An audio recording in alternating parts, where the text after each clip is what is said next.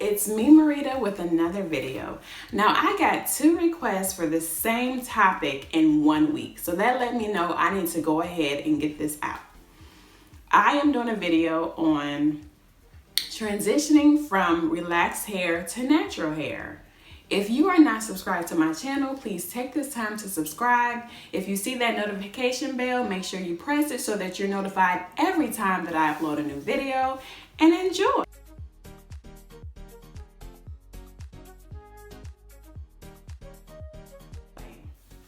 Now, transitioning from relaxed hair to natural hair. You would think with the natural hair community being the way it is, everybody seems to be going natural. There are actually some people who are still getting relaxed or are just now becoming a part of the natural hair community. If you are one of those people, I want to welcome you with open arms to be a part of this channel, and maybe you can get some information that you need and for your journey. I've been natural for 10 years now. I've actually gone through the transition period 2 different times. The first time when I was getting, going from relaxed to natural. And the second time I was going from heat damage to natural.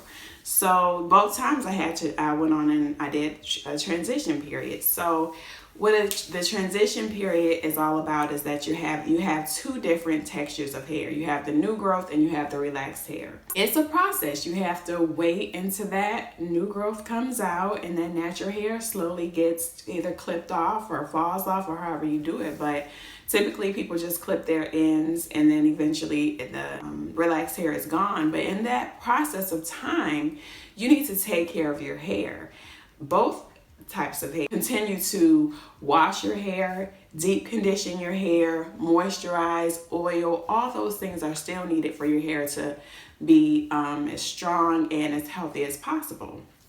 Now, one thing I do remember doing when I was transitioning the first time is that I was so busy trying to make both of my textures the same that I always was trying to press or flat iron that new growth, and by the time that relaxer was gone, my natural hair was pretty much heat damaged. It was not the typical super tight, texture that I didn't even realize I really had until the second time I went natural. And I realized after not putting heat on my hair for almost 3 years, I had a totally different texture of hair. It was different because I had never put heat on it. The first time around, I was constantly heating it, and so it was a looser texture the first time around, which I didn't even realize I was doing. So you live and you learn. I feel like the best way to do it is just to let it be the way it wants to be. It wants to be curly, it wants to be kinky, whatever it is. Just let it be and don't try so hard to try to make those 2 look the same. It's not the same. One is natural, one is relaxed. One is natural, one is damaged, however you want to call it.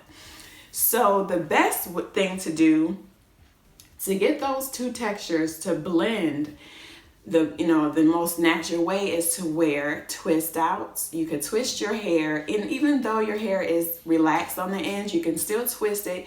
Use a perm rod or a roller, and while it's still wet, you just twist it, roll it, and let it set. And when you take it down, it's all curly together, and you don't see so much the difference between those 2 textures. So that's one way. Another way is you can just kind of twist it going down in rows and cornrows.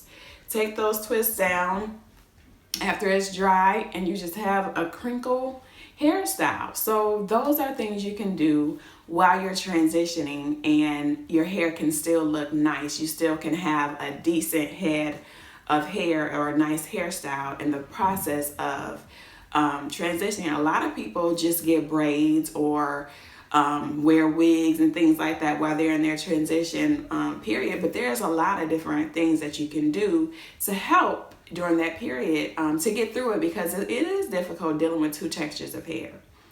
The next thing, some people big chop. I'm not a big chopper. I mean, you can say I big chopped kind of the first time, but I did transition for 8 months. So I did understand the difficulty in transitioning to natural hair. But the main thing is to embrace your texture. Embrace the hair that God gave you, whatever it is. It may be a surprise. You may think, oh, I'm going to have these nice little ringlets, and it comes out to be these little bitty tight, things, springs or whatever, and you like, oh, I didn't know this was going to be my hair type. Well, just enjoy whatever God gives you and work with it the best way you can. So the most important thing is just to embrace it. Whatever hair you get, embrace it and rock it. I mean, you can make your hair look good no matter what texture it is. It doesn't have to be super fine and, loose. You can have tight hair and still, type 4 hair like me, and still have a nice head of hair.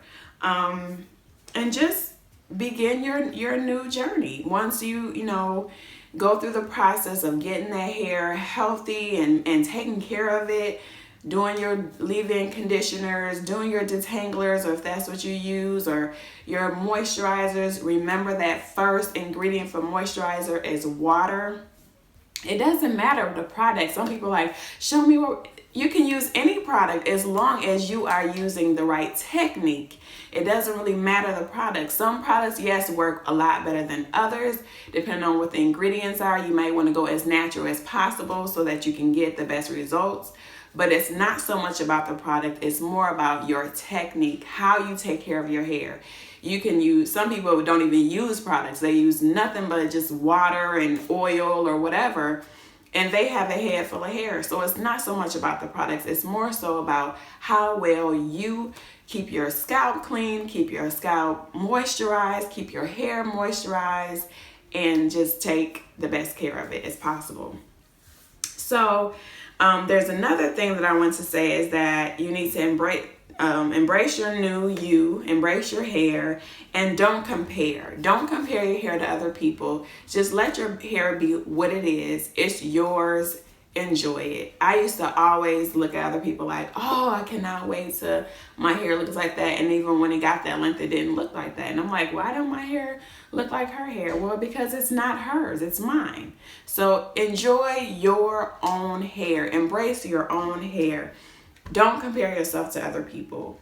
Keep it simple. Don't make it hard. It's not a hard thing. Like I said, it's not even about the products. It's about how you take care of your hair. You can have a leave-in conditioner, you can have an oil, you can have a moisturizer, and that's really all you need. Some water, and you can do a really good job at taking care of your hair, and it can grow to the lengths that you want, and it can be as healthy as you want it to be. So keep it simple. Don't be like a lot of us naturals who went to the store. Every time you saw a commercial or you saw an ad, I gotta go get that. I gotta go get that. I gotta go get that. Get that thing that you like and stick with it.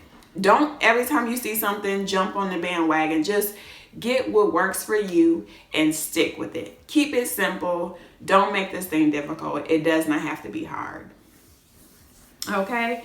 And enjoy your journey. Enjoy being natural if that's something that you want to do. If this is the lifestyle that you want to have, enjoy it. Make it fun. Don't give yourself so many, rules and regs. Oh, I can't do that. Oh, I can't do that. No, do your hair. Whatever you want to do. You may hear somebody say, oh, don't use mineral oil. If mineral oil works on your hair, do whatever works for your hair. That's how I feel. I'm like, there has been so many rules in the natural hair community that you feel like you can't do it's like, this is my hair.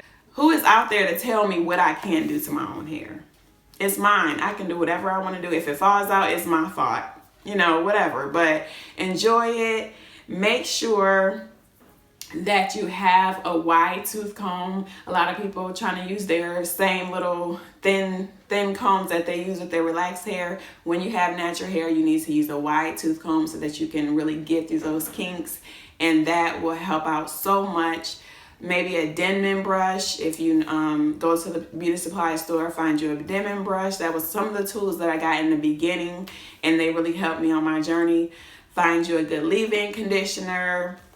The other stuff you can, just whatever you like. If you know a really moisturizing shampoo and conditioner, stick with that. If you're looking for one, do your research. Find the one that you think is best for you.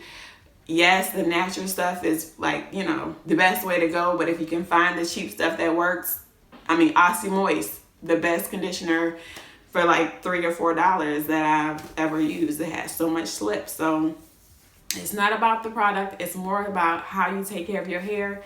Get those, perm rods and twist that hair up, roll it up, wear your little curly fro or whatever, and you can do this. It is not a difficult thing. I didn't want this to be a super long video so you could think that, oh my goodness, there's so much to transition. It's not a lot.